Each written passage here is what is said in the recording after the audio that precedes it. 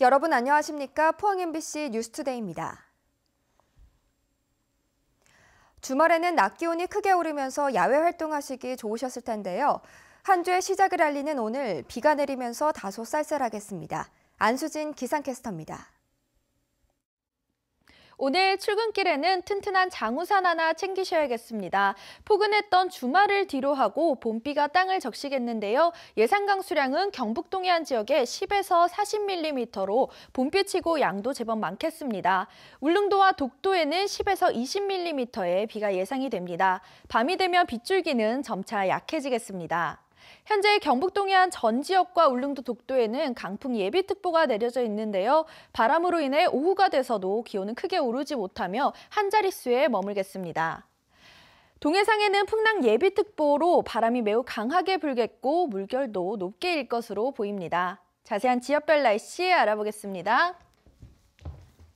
오늘 하루 온종일 비가 내리겠습니다. 낮 최고 기온 울진이 7도, 영덕과 포항이 9도, 경주가 8도입니다.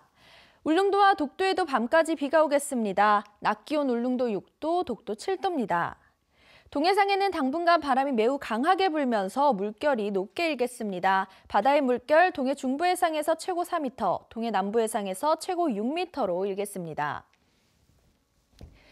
춘분인 수요일에는 비나 눈 소식이 있습니다. 날씨였습니다.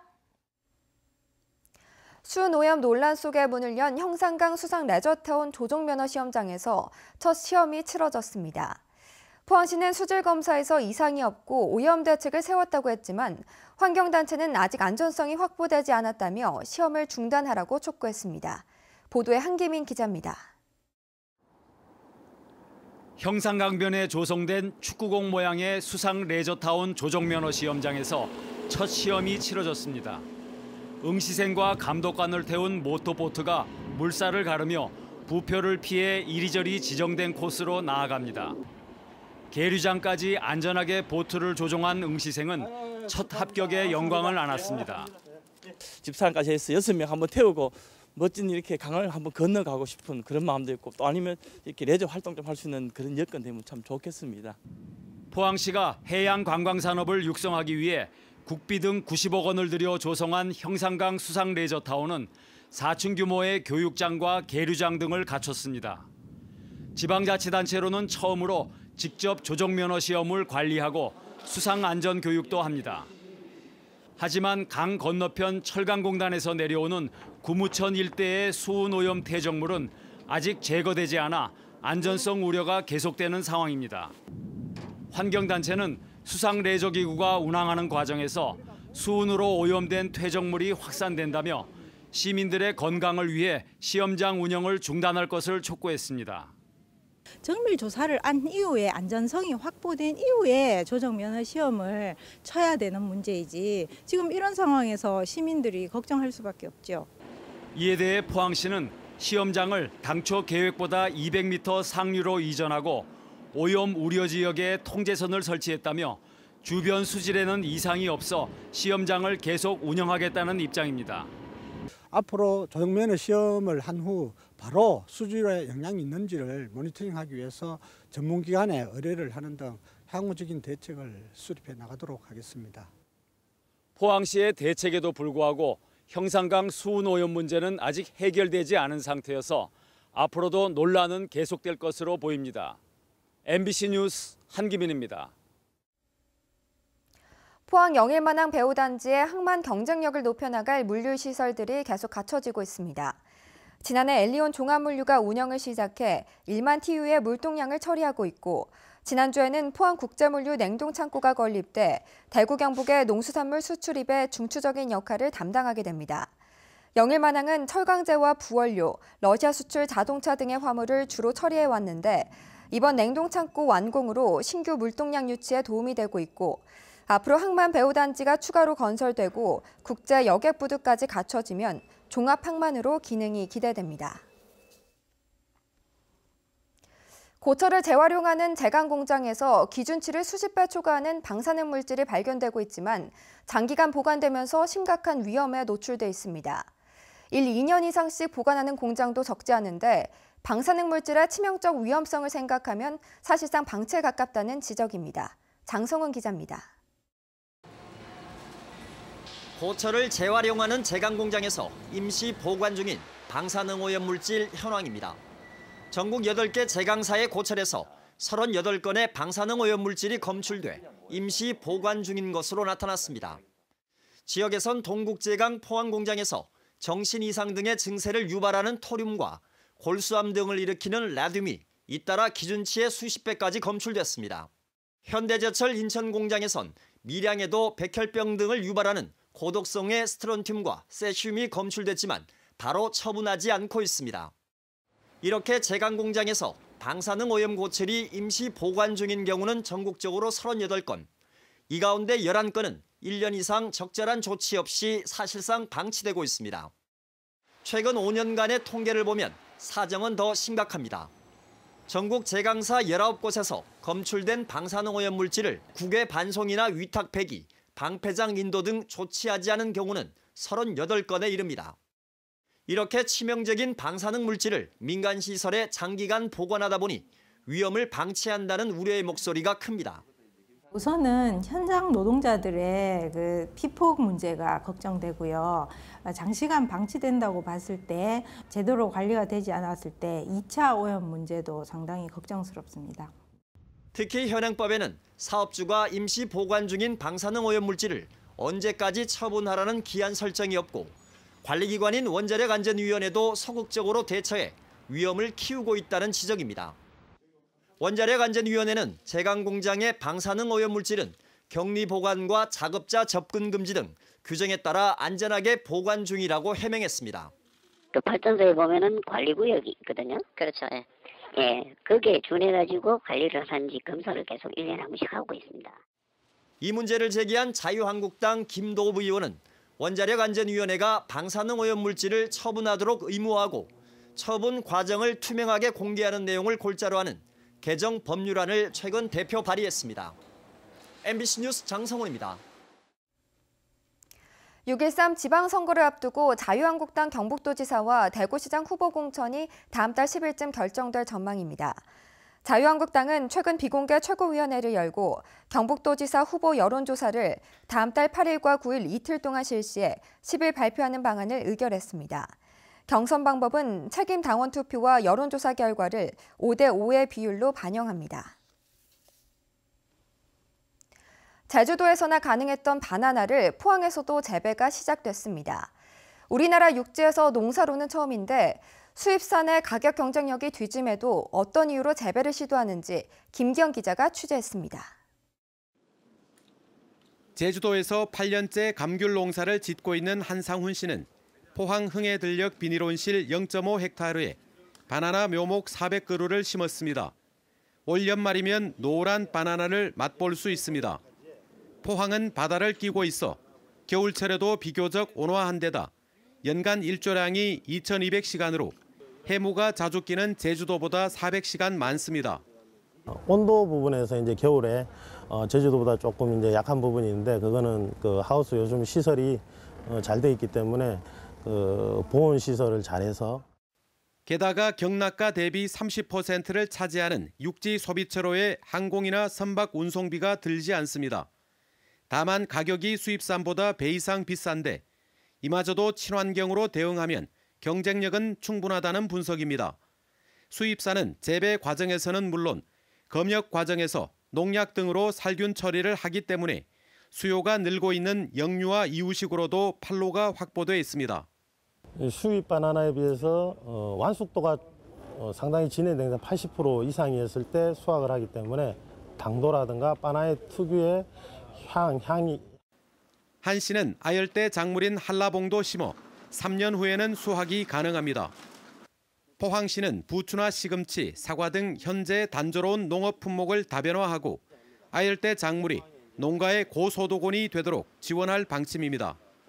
기후 변화를 대응하여 아열대 작물을 집중 육성하여 6차 산업 관광 자원화할 계획입니다.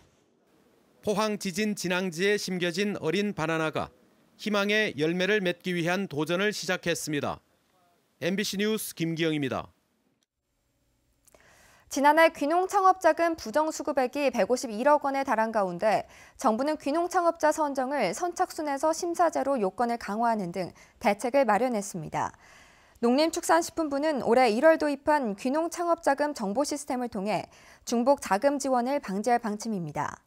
사후관리 강화를 위해서는 지원 대상자의 주소와 타 산업 분야 종사 및 소득 여부 등을 지자체 담당자가 쉽게 조회할 수 있도록 법적 근거를 마련했습니다. 이 밖에도 기초, 중급, 심화 등 단순히 단계별로만 제공되던 귀농귀촌 교육과정을 2030 창농, 4050 전직, 60 은퇴농 등 연령별과 유형별, 수준별로 세분화해 맞춤형 교육을 제공합니다. 세탁기나 텔레비전 같은 가전제품 살 때 한두 해만 쓴다고 생각하지 않는 것이 보통인데요. 신제품이 쏟아지는 요즘 고장이나 하자가 있어도 단종이 돼버리면 수리나 교환받기가 힘듭니다. 김은혜 기자입니다. 주부 김모 씨는 지난 2015년에 세탁기를 바꾼 뒤 빨래가 너무 고된 일이 돼버렸습니다. 일반형 세탁기에 흔히 있는 거름망 없이 찌꺼기나 보풀을 뺀다고 업체는 선전했지만 실제로는 그렇지 않았습니다. 그냥 손으로 세탁을 하든지 삶든지 더 많이 헹구고 그래서 그냥 테이프를 한다든지 그냥 썼죠. 소비자 불만이 잇따르자 제조사는 세탁통을 통째로 바꿔줬지만 12kg 용량인 김 씨 집은 예외였습니다. 물세, 힘든 거, 테이프 값, 뭐 이런 거를 내가 물어달라는 게 아니라 이상한 제품 만들어서 팔아놓고는 그 15kg는 바꿔주고 우리는 안 된다고 이러니까. 제조사는 사용기간을 고려해 고작 9만 원을 보상해주겠다는 게 전부. 공정거래위원회 소비자 분쟁 해결 기준에는 가전 품목별 부품 보유 기간이 최근 늘어났지만 있으나 만합니다. 분쟁이 있을 경우에 어떤 합의 권고에 기준이 되는 거고 이거를 어겼다고 해서 이제 법적으로 제재를 한다거나 감지되는 사항은 아니에요. 최근 중고나 특가 제품, 흠집이 있는 제품을 싸게 파는 리퍼브 매장을 이용하는 소비자도 늘고 있어 단종을 따져보는 게 좋습니다.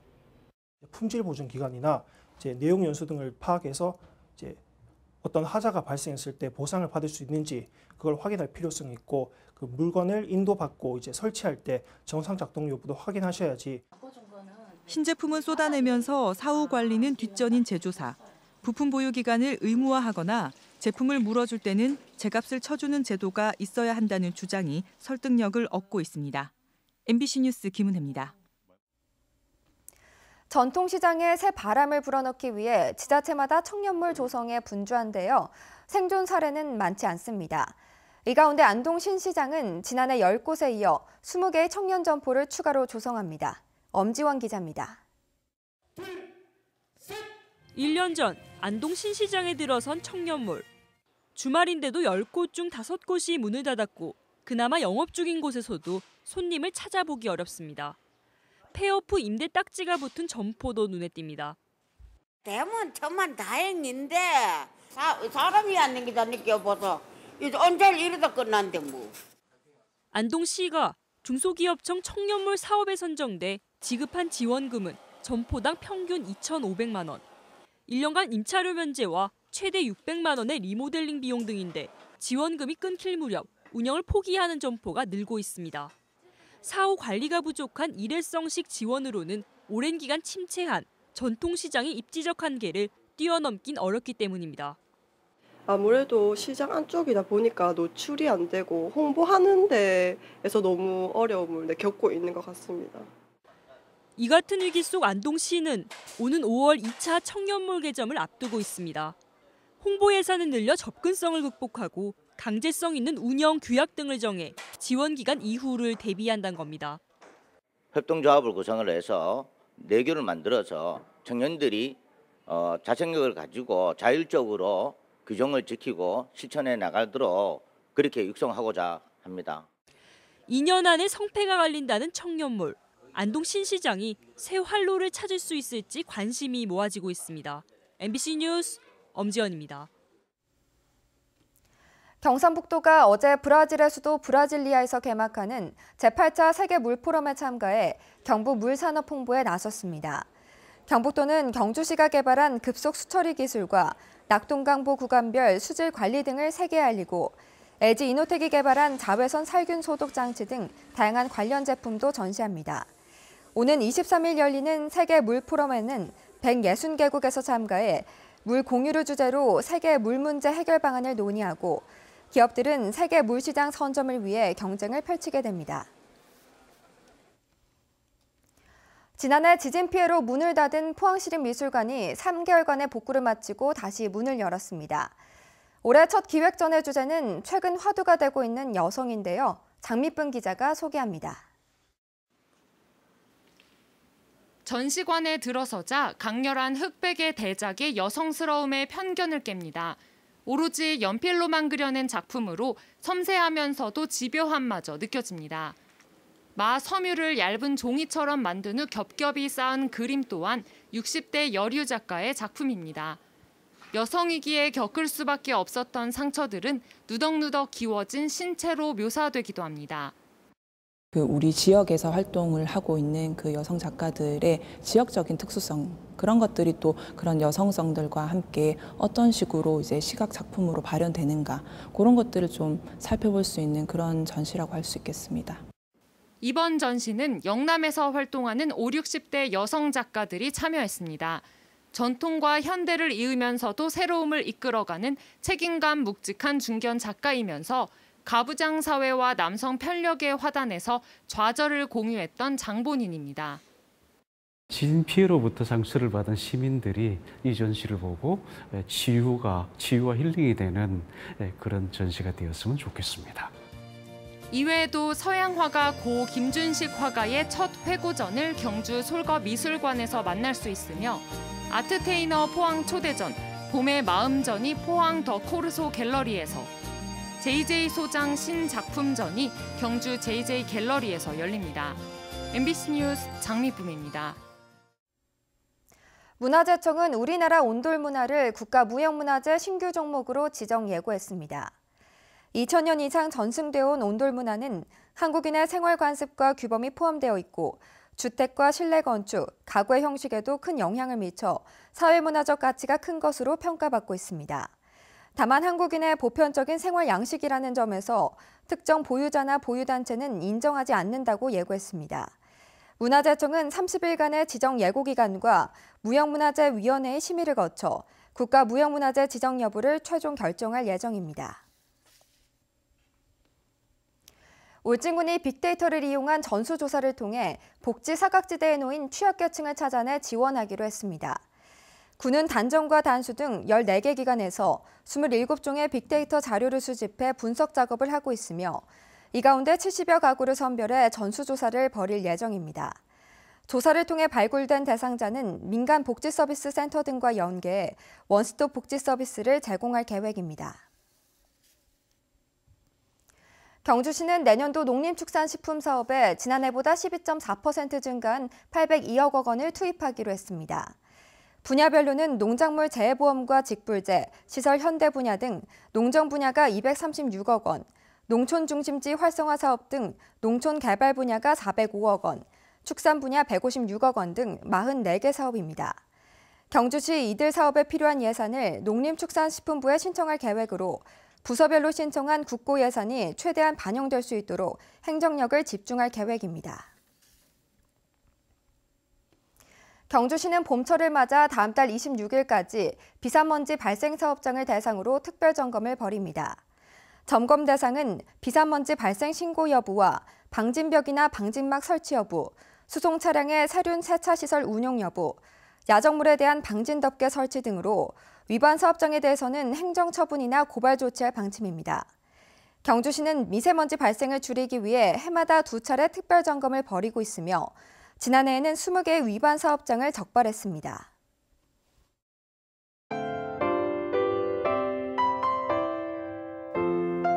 오늘 출근길에는 튼튼한 장우산 하나 챙기셔야겠습니다. 포근했던 주말을 뒤로하고 봄비가 땅을 적시겠는데요. 예상 강수량은 경북 동해안 지역에 10에서 40mm로 봄비치고 양도 제법 많겠습니다.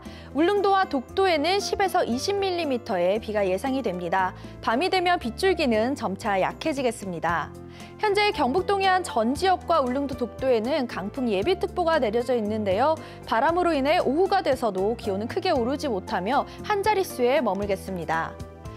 동해상에는 풍랑 예비특보로 바람이 매우 강하게 불겠고 물결도 높게 일 것으로 보입니다. 자세한 지역별 날씨 알아보겠습니다.